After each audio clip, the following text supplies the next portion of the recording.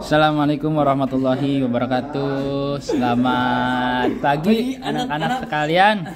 Kabarnya hari ini semoga kalian selalu dalam keadaan sehat ya. Yang kurang sehat biar cepat sehat ya.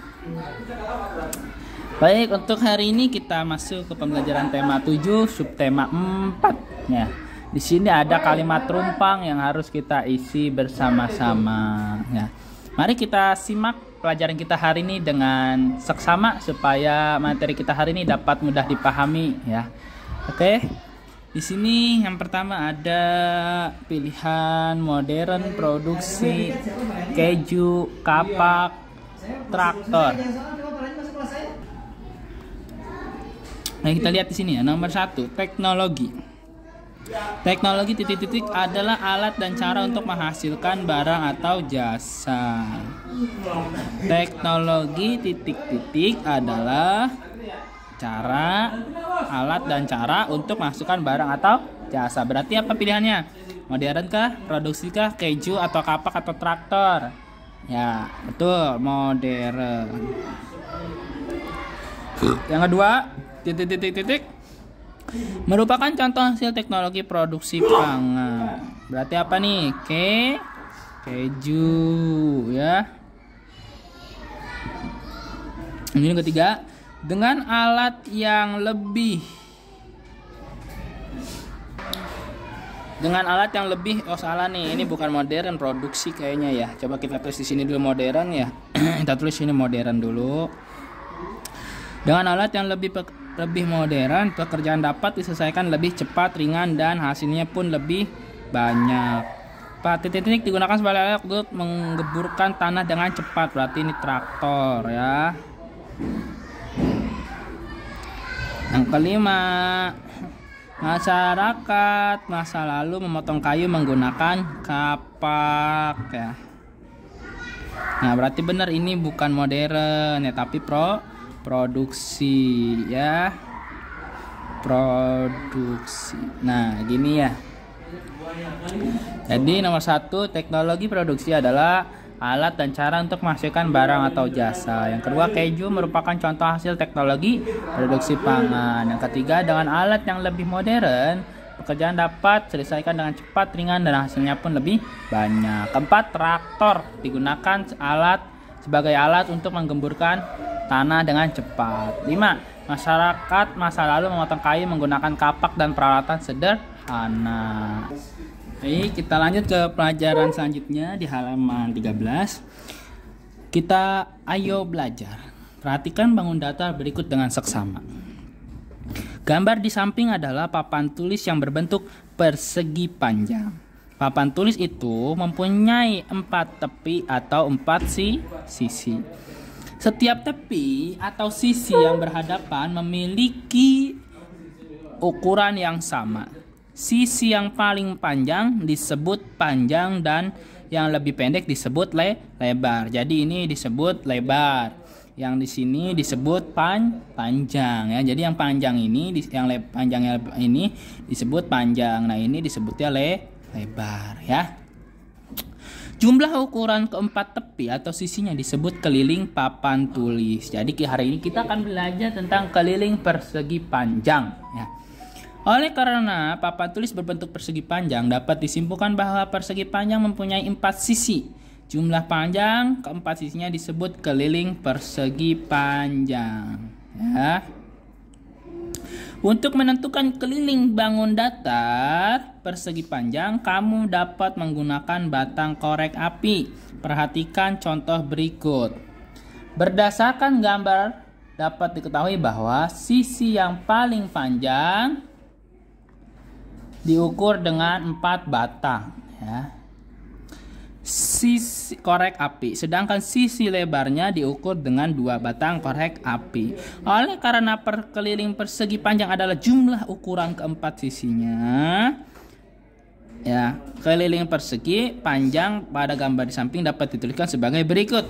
Keliling persegi panjang, sisi 1 ditambah sisi 2 ditambah sisi 3 ditambah sisi 4. Sama ya, kalau yang ini sama kayak persegi kemarin ya. Nah, 4 batang korek api ditambah 2 batang korek api ditambah 4 batang korek api ditambah 2 batang korek api, maka sama dengan 4 tambah 2, 4 tambah 2, 4 tambah 2 sama dengan 12 batang korek api. Nah, kamu juga dapat menghitung keliling persegi panjang yang memiliki ukuran dengan satuan baku. Contohnya sebagai berikut. Keliling persegi panjang sisi 1 plus sisi 2 plus sisi 3 plus sisi 4, yaitu 12 cm ditambah 4 cm ditambah 12 cm ditambah 4 cm. Ya, sama ya. Nah, sama dengan 12 plus 4 plus 12 plus 4, maka hasilnya sama dengan 32 cm. Nah, sama seperti persegi kemarin ya. Bahwasanya keliling persegi panjang juga masih ada cara lain ya. Kalian boleh menggunakan cara ini, boleh juga menggunakan cara rumus ya. Rumusnya yaitu sama K sama dengan 2 dikali dalam kurung P plus L. 2, kita ambil yang ini aja ya. Kita ambil contoh yang ini. P plus L ya. P plus L. P-nya apa? Panjang ya. L-nya lebar ya. Nah, 2-nya apa? Karena persegi panjang itu mempunyai 2 sisi sama panjang dan dua sisi yang sama panjang juga, yaitu 2 lebar ya, lebar yang sama panjang ya. Jadi makanya dikali 2 sama seperti ini. Kalian boleh menggunakan cara yang ini, boleh menggunakan yang ini, bebas ya.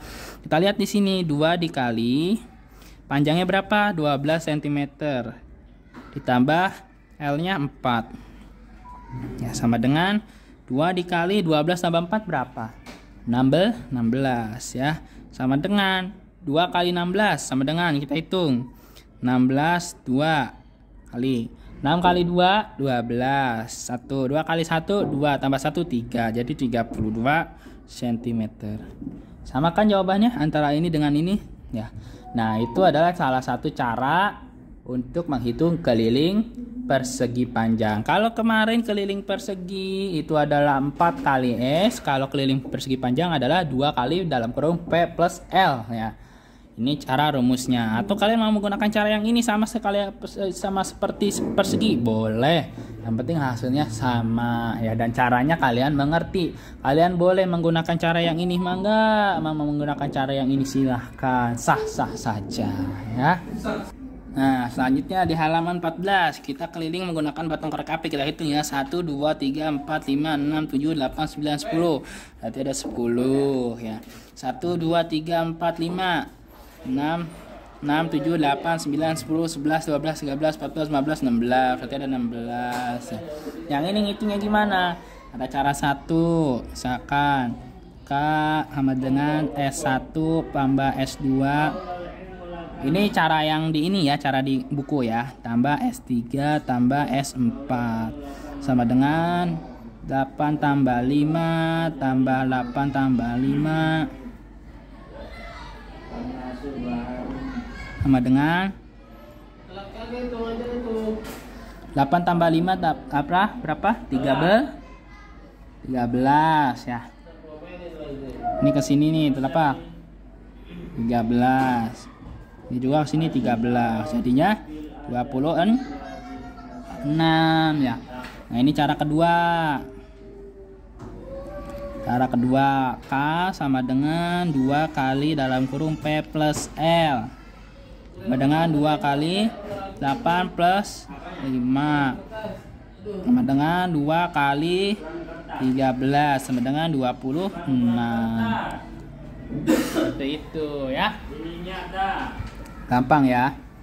Nah, selanjutnya kalau kalian sudah paham, harus rajin sering-sering berlatih ya. Nah, selanjutnya yang terakhir pembelajaran kita hari ini yaitu motif hias. Motif hias adalah bentuk dasar hiasan yang biasanya akan menjadi pola yang diulang-ulang dalam suatu karya, kerajinan atau seni. Karya ini dapat berupa tenunan corak pada kain batik, ukiran, atau pahatan pada kayu dan bambu. Ya, Berarti kalian pernah lihat kan di tukang jati tuh ya, ada lemari ukiran, pintu ukiran. Bahkan ada di sini salah satu kalian mungkin di rumahnya ada yang pakai ukir-ukiran seperti itu kayak di meja ya, kayak di pintu ya. Contohnya. Nah, ini bisa dilihat nih dari gambar ya, ini ya. Ukiran pintu dari daerah Jepara ya. Nah, motif-motif hias memiliki makna yang berbeda-beda. Menurut temanya ada motif tumbuhan, motif binatang, dan motif manusia. Contohnya, motif hias pada ukiran pintu di Jawa Tengah mengambil motif dari tumbuhan. Nah, ini nih, motif hias dari daerah Jepara itu menggunakan motif hias tumbuhan. Oke, sekian dulu ya materi kita hari ini. Selanjutnya kalian banyak berlatih, latihan keliling persegi dan keliling persegi panjang, dan jangan lupa dikerjakan ulangannya ya. Ulangannya nggak boleh nyontek ya. Ulangannya nggak boleh nyontek, harus jujur. Oke, sekian dari Pak Ahmad. Assalamualaikum warahmatullahi wabarakatuh.